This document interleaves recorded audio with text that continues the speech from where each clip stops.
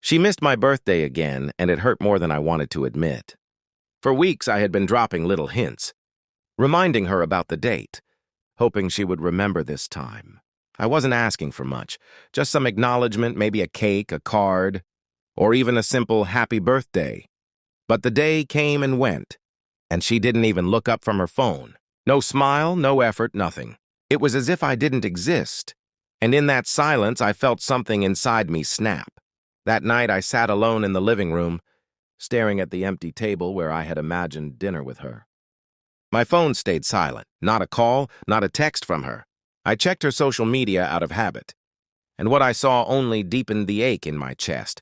Pictures of her out with friends, laughing, raising glasses, celebrating someone else's occasion.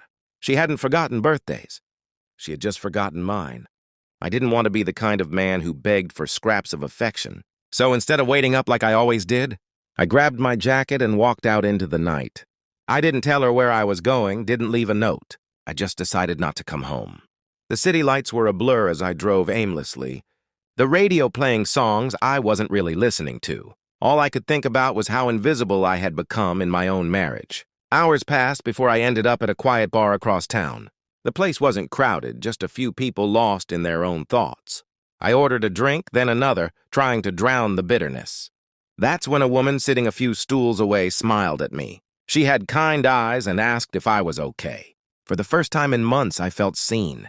We talked, nothing heavy, just light conversation, but the warmth of her attention was something I had been craving. I didn't cross any lines.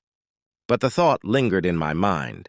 If a stranger could notice me, why couldn't my own wife? That question followed me as I drove back near dawn. I parked outside my house but couldn't bring myself to go in.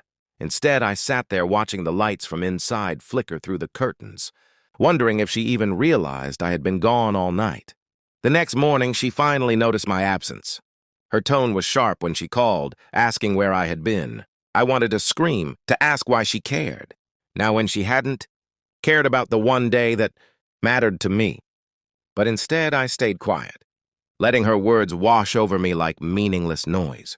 It wasn't just about the birthday, it was about all the other times. She had made me feel small, forgotten, unworthy. That night away had shown me something I couldn't ignore anymore. I didn't need to stay where I wasn't valued. When I finally walked through the door, she was waiting, arms crossed, demanding answers. But instead of giving her excuses or explanations, I simply told her the truth. That I had stopped coming home in my heart a long time ago, and last night was just the first time my body followed. Her face went pale, and I realized she didn't expect me to push back. She thought I would keep enduring her indifference forever, but I wasn't that man anymore. As I packed a small bag, I felt strangely free. Maybe it was the first step toward reclaiming my life. Or maybe it was just anger carrying me forward. Either way, I knew one thing for sure. I would never again beg someone to remember me. That night, she missed my birthday, but in the process, she lost something far greater.